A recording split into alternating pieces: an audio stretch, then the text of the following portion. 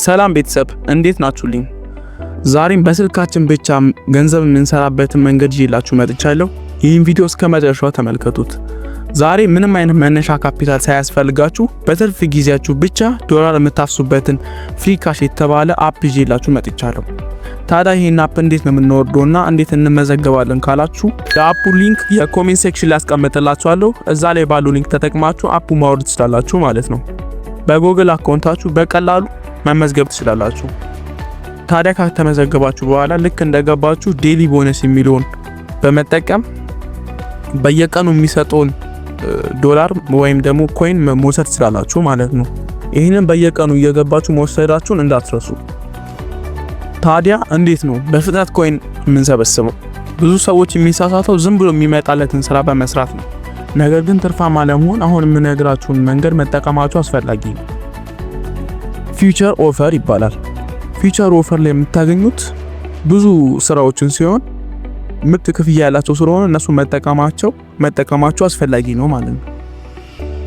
ሌላኛው ደግሞ ሰርቬይ ነው። ይሄ ተመራጭነት ያለው ሲሆን እነ ቢትላፕስ እና ሲፒኤክስ ሪሰርች የሚባሉ ድርጅቶች ለኢትዮጵያን የተሻለ ክፍያዎችን ያቀርባሉ። እነሱን የሚመቻችሁ መርጣችሁ መጠቀም ትችላላችሁ ማለት ነው። ሌላኛው አማራጭ ደግሞ ጌም ነው። ጌሞችን ስትጫወቱ የሚሰጣችሁን ኮይኖች በመሰብሰብ እሱንም ወደ ገንዘብ መቀየር ትችላላችሁ ማለት ነው። የቀረው ደግሞ የመጨረሻው ታስክ ነው።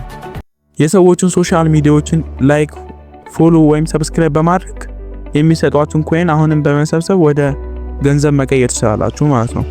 ታዲያ የሰራነውን ገንዘብ እንዴት ነው ወደ ኢትዮጵያ ገንዘብ ማምጣት የምንችለው? ይሄ ሁላችሁን የሚያሳስብ ጥያቄ እንደሆነ እረዳለሁ።